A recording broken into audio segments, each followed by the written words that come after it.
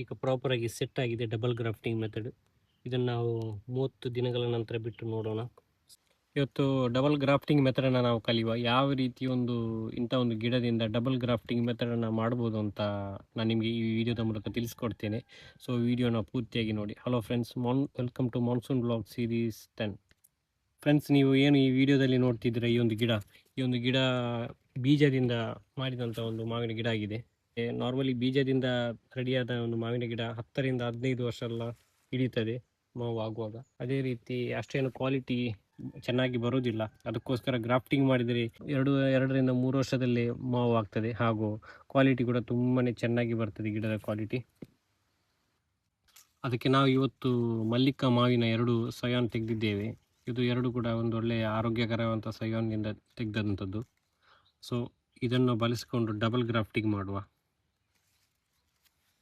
ಮೊದಲಿಗೆ ನಾವು ಇದರ ಒಂದು ಎಲೆಗಳನ್ನೆಲ್ಲ ಕಟ್ ಮಾಡಿ ತೆಗಿಬೇಕು. ಅಂದರೆ ಎಲೆ ಇರಬಾರ್ದು, ಎಲೆಯ ಈ ಬುಡ ಮಾತ್ರ ಇದ್ದರೆ ಸಾಕಾಗ್ತದೆ. ಬುಡ ಅದು ನಂತರ ಬಾಡಿ ಹೋಗ್ತದೆ. ಅದು ನಿಜವಾಗಿ ಬಾಡಿ ಹೋಗಬೇಕು ಆ ಥರ. ಯಾಕೆಂದರೆ ಅದೊಂದು ಒಳ್ಳೆಯ ಒಂದು ಸಯಾನ್ ಡೆವಲಪ್ ಆಗೋ ಒಂದು ಸೈನ್ ಆಗಿರ್ತದೆ. ಎಲೆ ಇದ್ದರೆ ಏನಾಗ್ತದೆ ಅಂದರೆ ನಿಮ್ಮ ಸಯಾನ್ ಏನಿದೆ ಸಂಪೂರ್ಣವಾಗಿ ಹಾಳಾಗ್ತದೆ. ಸೊ ಅದಕ್ಕೋಸ್ಕರ ಇವತ್ತು ನಾವು ಬೇರೆ ಬೇಡದ ಕೊಂಬೆಗಳನ್ನೆಲ್ಲ ತೆಗೆದು ಕೇವಲ ಈ ಒಂದು ತುದಿಯನ್ನು ಮಾತ್ರ ಇಡುವ. ಇದೊಂದು 20 ರಿಂದ 30 ದಿನಗಳವರೆಗೆ ಬೇಕಾಗ್ತದೆ. ಕೆಲವು ಮಾವಿನ ಗಿಡಗಳಲ್ಲೆಲ್ಲ ಒಂದು 40 ದಿವಸ ಬೇಕಾಗ್ತದೆ. ಸೊ ವಿಡಿಯೋನ ಪೂರ್ತಿಯಾಗಿ ನೋಡಿ ಹಾಗೂ ಸಬ್ಸ್ಕ್ರೈಬ್ ಮಾಡಿ, ಸಪೋರ್ಟ್ ಮಾಡಿ. ಹಾಗೂ ನಮ್ಮ ಫೇಸ್ಬುಕ್ ಮತ್ತು ಇನ್ಸ್ಟಾಗ್ರಾಮ್ ಪೇಜನ್ನು ಫಾಲೋ ಮಾಡಿ. ಇದರಲ್ಲಿ ನಿಮಗೆ ಅಪ್ಡೇಟ್ ಸಿಗ್ತದೆ. ಲಾಂಗ್ ವೀಡಿಯೋಗಳು ಏನಿದ್ರು ಯೂಟ್ಯೂಬಲ್ಲಿ ಸಿಗ್ತದೆ. ಫಾಲೋ ಮಾಡಿ ಒಂದು ಸಣ್ಣ ಚಾನಲ್ಗೆ. ಈ ರೀತಿಯ ಒಂದು ಇಂಟ್ರೆಸ್ಟಿಂಗ್ ವೀಡಿಯೋಸ್ಗಳನ್ನು ನಾನು ಈ ಒಂದು ಚಾನಲಲ್ಲಿ ಅಪ್ಲೋಡ್ ಮಾಡ್ತಾ ಇರ್ತೇನೆ.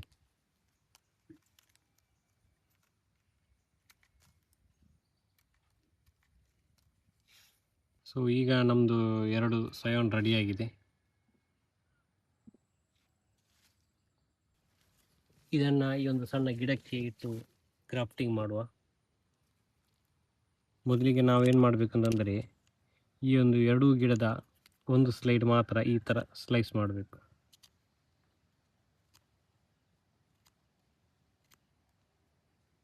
ಸ್ವಲ್ಪ 1 ಇಂಚಿನಷ್ಟು ಸ್ಲೈಸ್ ಇರಬೇಕು.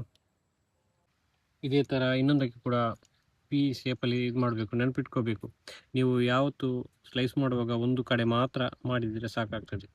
ಅದೇ ಥರ ಇನ್ನೊಂದಕ್ಕೆ ಕೂಡ ಸ್ಲೈಸ್ ಮಾಡಬೇಕು.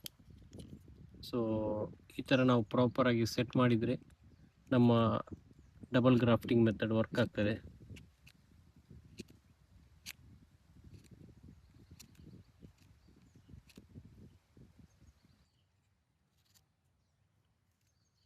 ಸೊ ಇಲ್ಲಿ ಏನು ನೋಡ್ತಿದ್ದೀರಾ, ಒಂದು ಇಷ್ಟು ಡಿಫ್ರೆನ್ಸ್ ಇರಬೇಕು. ಈಗ ನಾವು ಯಾವ ಗಿಡಕ್ಕೆ ಗ್ರಾಫ್ಟಿಂಗ್ ಮಾಡ್ತಿದ್ದೀವಿ ಆ ಗಿಡನ ಕಟ್ ಮಾಡಬೇಕು.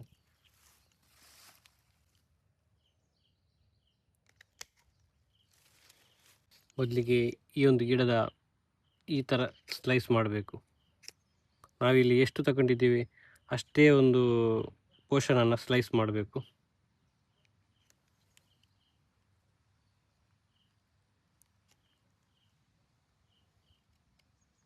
ಎರಡೂ ಕಡೆ ಕೂಡ ಈ ರೀತಿಯಾಗಿ ಸ್ಲೈಸ್ ಮಾಡಬೇಕು. ನೋಡಿ, ಇಲ್ಲಿ ನಾನು 2 ಕಡೆ ಕೂಡ ಸ್ಲೈಸ್ ಮಾಡಿದ್ದೇನೆ. ಈ ಥರ 2 ಕಡೆ ಸ್ಲೈಸ್ ಮಾಡಬೇಕು.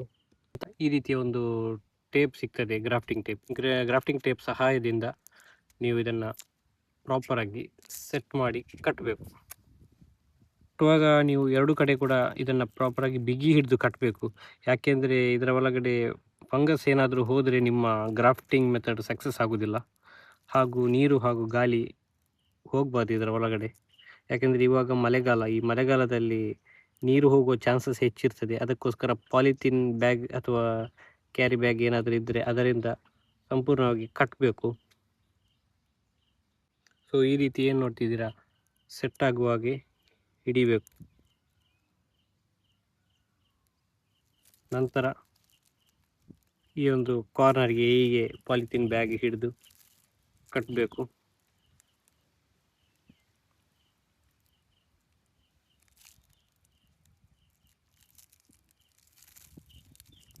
ಹೀಗೆ ನಾನು ಹೇಗೆ ಕಟ್ತಿದ್ದೇನೆ ಅದೇ ಒಂದು ಮೆಥಡಲ್ಲಿ ಕಟ್ಟಿ. ಸ್ವಲ್ಪ ಕೂಡ ಅಜಾಗರೂಕತೆ ಆದರೆ ನಿಮ್ಮದು ಸಕ್ಸಸ್ ಆಗುವುದಿಲ್ಲ. ಯಾಕೆಂದರೆ ಲೂಸ್ ಇದ್ದರೆ ಯಾವತ್ತೂ ನಿಮ್ಮ ಗ್ರಾಫ್ಟಿಂಗ್ ಮೆಥಡ್ ವರ್ಕ್ ಆಗೋದಿಲ್ಲ. ಅದಕ್ಕೆ ಬಿಗಿಯಾಗಿ ಕಟ್ಟಬೇಕು.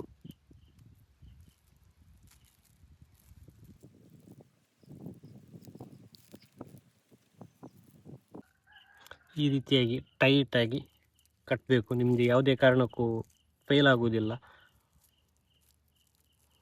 ಇದರ ರಿಸಲ್ಟನ್ನು ಮುಂದಿನ ವೀಡಿಯೋದಲ್ಲಿ ನಾನು ಖಂಡಿತ ಅಪ್ಲೋಡ್ ಮಾಡ್ತೇನೆ.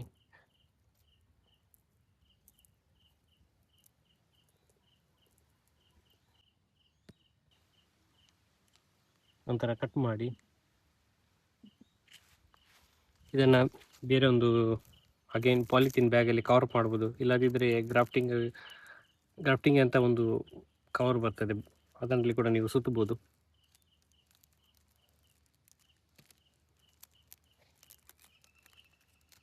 ಈ ರೀತಿ ಮಾಡಿದರೆ ನಿಮಗೆ ಒಂದು 20 ರಿಂದ 30 ದಿನ ಹೇಗೂ ಬೇಕಾಗ್ತದೆ. ಯಾಕೆಂದರೆ ಮಾವಿನ ಹಣ್ಣಿನ ಒಂದು ಗ್ರಾಫ್ಟಿಂಗ್ ಗ್ರೋತ್ ಆಗೋದು ಸ್ವಲ್ಪ ನಿಧಾನವೇ.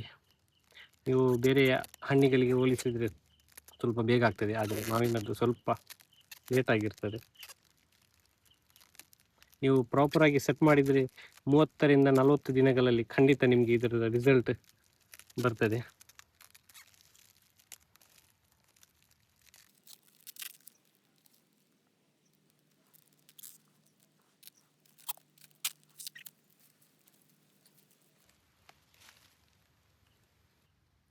ಸೊ ವಿಡಿಯೋ ಇಷ್ಟ ಆದರೆ ನೀವು ಸಬ್ಸ್ಕ್ರೈಬ್ ಮಾಡಿ ಹಾಗೂ ನಮ್ಮ ಪೇಜನ್ನು ಫಾಲೋ ಮಾಡಿ. Thank you so much.